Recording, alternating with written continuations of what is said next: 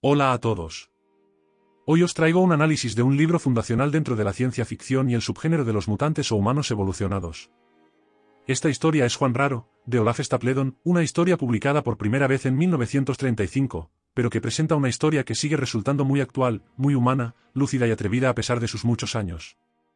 Este libro es un antecedente claro de películas modernas como Akira, de 1989, también Powder, de 1995, o Phenomenon, de 1996, y está prácticamente en los cimientos de todos los cómics de los mutantes de Marvel, que beben de las ideas que este libro plantea hasta el día de hoy, con El Amanecer de X y La Isla de Krakoa.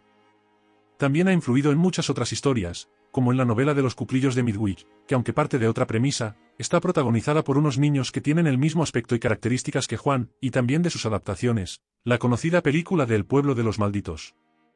Es por tanto una obra de la que beben y seguirán bebiendo muchos autores y que hoy vamos a analizar con spoilers, así que, si no has leído el libro o escuchado el resumen, te aconsejo que te pongas con ello antes de seguir con este análisis.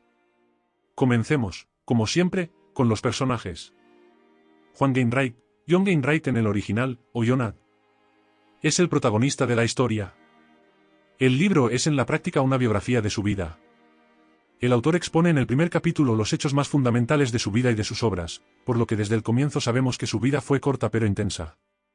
Juan no es un superdotado, sino algo más, es un paso más allá en la evolución del Homo sapiens. Fido es el biógrafo y un amigo personal de Juan y de su familia. Narra los hechos desde su personal punto de vista, con la misma mirada que un padre reservaría para su hijo. Fido acompaña a Juan desde su mismo nacimiento y a lo largo de toda su vida y es su socio inseparable. Su nombre real no se menciona en ningún momento, y las menciones a su persona se hacen mediante este apodo familiar que Juan le da, Fido, que según el chico significa brillante en griego. Pax es la madre de Juan. Juan la quiere y la venera, así como todos los personajes del libro. Es una mujer tranquila y callada, demasiado según la gente, y también muy atractiva, incluso en su madurez. Pax es la piedra angular de la familia, el apoyo de todos sus hijos, incluso de Juan, que aun siendo superior, siempre la considera por su sensibilidad y su buen juicio. Thomas Wainwright es el padre de Juan. Es un doctor en una ciudad pequeña de Inglaterra. Es amigo personal de Fido, con el que comparte intereses intelectuales y es mentor de su propio hijo, aunque no mantiene con Juan una relación particularmente estrecha. Esteban es uno de los vecinos de Juan. Es un chico mayor que Juan y bastante fuerte. En muchas ocasiones, es la víctima de los experimentos sociales de Juan, con el que juega, discute, se pelea o se enamora. Enejegunco es un chico africano, de la especie superior, que se ha criado en mitad de la selva durante sus primeros 13 años de vida. Aparece hacia la mitad de la historia y es el primer compañero de Juan en su proyecto. Lo es una chica rusa, también de la especie superior, con un carácter inexpresivo, y que casi nunca duerme. Es la primera compañera de Juan en su proyecto. Juan no solo tuvo un nacimiento extraordinario, pronto tomará conciencia de que es esencialmente diferente. Posee unas facultades mentales prodigiosamente superiores a las del resto de las personas que lo convierten en el representante de un estadio más avanzado de la humanidad. Convencido de que le corresponde una misión vital, que, incansable, procurará desvelar, acabará con todo aquel y aquello que parezca interponerse en su camino.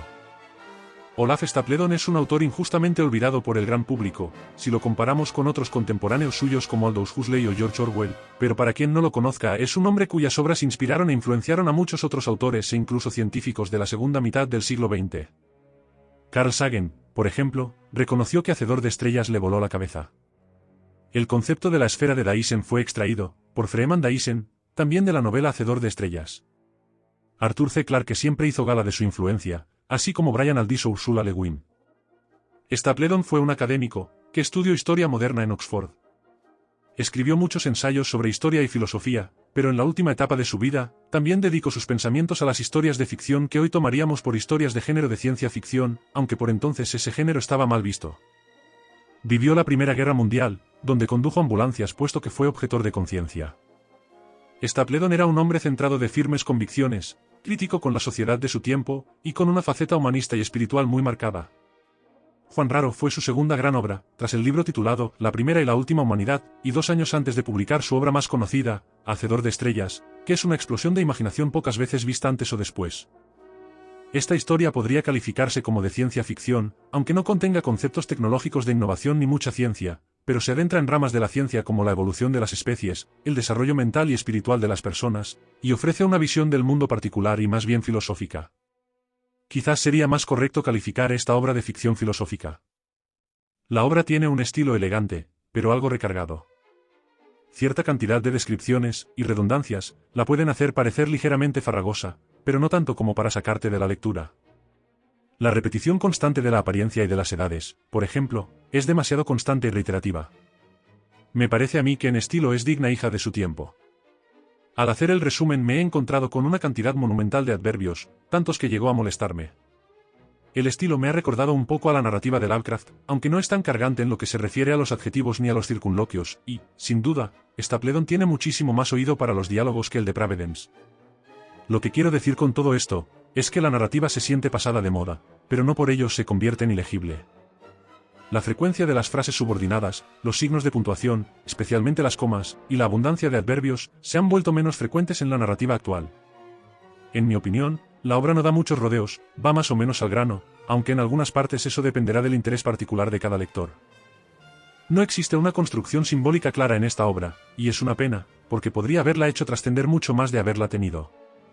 En cuanto a los temas, el tema principal de la obra trata de ofrecer una visión del autor de cómo podría ser una evolución de lo mejor del ser humano.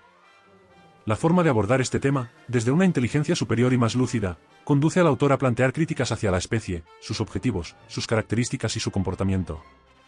Aunque de forma tangencial, toca de forma breve, pero en incisos muy valiosos, muchas cuestiones sociales, una visión del mundo moderno y los problemas característicos de la humanidad. En este aspecto hay pasajes realmente brillantes, cuando Juan opina sobre diversos problemas sociales.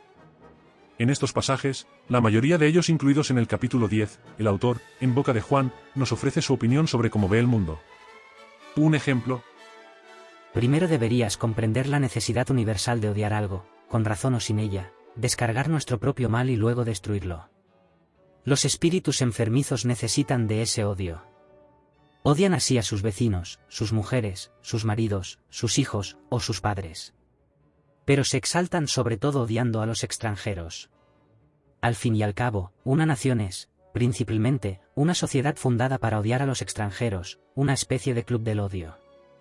Juan tiene una opinión para muchos aspectos de la sociedad, como la filosofía, la psicología, la política, la religión o el comunismo. Al capitalismo lo critica menos, claro, ya que Juan aprovecha ese sistema para encontrar su deseada independencia, pero no deja de observar lo absurdo que resultan los negocios o la necesidad de acumular dinero. Todos sus comentarios son agudos y muy vigentes. Juan estaría, quizás, un poco defraudado de constatar, si fuera real y viviera hoy, que los problemas que señala siguen más o menos inalterados. Me gustaría mencionar que Stapledon, al publicar este libro en 1935, se adelantó en 5 años al predecir la Segunda Guerra Mundial. Apuesto a que dentro de pocos años habrá en Europa todo un movimiento contra la izquierda, inspirado parcialmente en el temor y el odio, y en la vaga sospecha de que algo anda mal en la cultura científica. Es más que una sospecha intelectual. Es una certeza que viene de las entrañas, una especie de hambre real brutal y ciega. ¿No las sentiste en Alemania el año pasado? Una profunda repugnancia, todavía inconsciente, a la máquina, la razón, la democracia y la cordura. Su Dios será el del club del odio, la nación. Así que, si se quiere, esta novela también podría ser de anticipación. Juan Raro es una historia que aún hoy se siente fresca y actual. Trata temas filosóficos y humanos sin tapujos, con una lucidez que hoy sigue siendo deliciosa. Critica la moral imperante, nuestra moral humana, desde un punto de vista superior, más alto que el nuestro. Si existieran individuos objetivamente superiores, ¿no tendrían ellos el mismo derecho a tratarnos como un ser inferior, así como los seres humanos tratamos al resto de especies? Es cierto que la constante subestimación de nosotros como especie podría llegar a molestar a la gente, pero dado el escenario que se propone, merece la pena hacer el esfuerzo de ver el mundo desde el punto de vista de Juan. Mucho de lo que se propone en este libro extrae sus ideas del concepto de Nietzsche del Übermensch, para crear su propia moral y visión del mundo, construida por encima de la moral de las masas, que procede generalmente de la moral religiosa. ¿Es posible otro tipo de moral a la moral religiosa? Esta sigue siendo una buena pregunta estos días en que la moral y los valores parecen querer ser modificados por personas y grupos políticos, con la cultura de la cancelación, o movimientos como Metoo, y todos los cambios en los que se ve envuelta nuestra sociedad occidental actual. Este libro habla de otros tipos de moral, y como el ser humano sigue incompleto, en una búsqueda a lo largo de la cual ha perdido en gran parte su estilo o carece de un punto de vista tan amplio y visionario como el de Juan. La moral humana que Juan critica y vulnera es casi la misma de entonces, ya que ha evolucionado poco desde la última Gran Guerra. También la sociedad de entonces y la actual son muy parecidas, por eso este libro sigue vigente. Los valores, la moral, los estados, las organizaciones y casi todas las normas sociales y convencionalismos, siguen vigentes sin mostrar apenas cambios. Una sociedad que no se transforma, es una sociedad que deja de florecer y empieza a marchitarse. ¿Estamos estancados? ¿Es esto lo que nos está pasando? Para mi gusto la historia comienza muy bien y nos muestra cómo Juan empieza a desarrollarse de una forma intelectual y social, cómo utiliza sus ventajas evolutivas para abrirse paso, y cómo intenta buscar un objetivo vital para sí mismo. Esta búsqueda me parece la parte más interesante del libro. La lectura que hace de la sociedad y de su tiempo, es genial.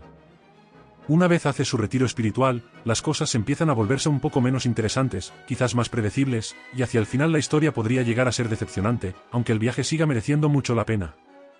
El problema es que este desarrollo se ha visto muchas veces en obras posteriores. Parece que alguien con esa capacidad debe tener una contraprestación pareja a sus dones. En cualquier caso, dado que esta es una obra fundacional, no se puede decir que siga los tópicos. Una apreciación personal sobre este tema de la evolución humana es que siempre suele centrarse en la misma faceta, la inteligencia. El ser humano muta, todos los años nacen millones de personas, y muchas de ellas incluyen características nuevas, algunas imperceptibles, y no puedo ni contar las veces que he escuchado o leído que la característica fundamental del ser humano es la inteligencia. Bueno, no estoy seguro de que la evolución funcione así. La inteligencia no es la cualidad principal que nos ha llevado a dominar la pirámide evolutiva, sino quizás la ambición, la ausencia de una moral hacia el resto de especies y la naturaleza, el instinto asesino y la capacidad expansiva. Estas facetas son diferentes a la inteligencia, aunque puedan verse afectadas por ella, en términos, sobre todo, de eficiencia y velocidad. Hoy día el punto de vista científico apunta que la adaptación al entorno es lo más importante de todo, por encima de nuestros deseos personales. ¿Es la inteligencia la clave para ser mejor? De algún modo la reflexión habitual en la ciencia ficción es que una inteligencia superior resolvería los problemas sociales, pero nuestros problemas tienen más que ver con la ética, los valores, y la inteligencia emocional, que con la capacidad tecnológica, la física, el conocimiento biológico o la razón pura. Si piensas que el mundo es una mierda, es porque nosotros lo convertimos en una mierda, con nuestras acciones directas o nuestra forma de verlo. Con todo esto quiero decir que otras formas de pensar son posibles, sin necesidad de un cerebro mayor, pero a menudo inculcamos en las nuevas generaciones unos valores determinados, o seguimos los que ya nos dieron a nosotros, sin cuestionar la norma, como moldes de nuestros dogmas, sin una visión propia. Es difícil cambiar nuestra forma de pensar, reevaluar nuestras acciones y ser críticos con nosotros mismos o la sociedad. La sociedad tampoco ayuda mucho. Si pretendes salir de la manada, buena suerte.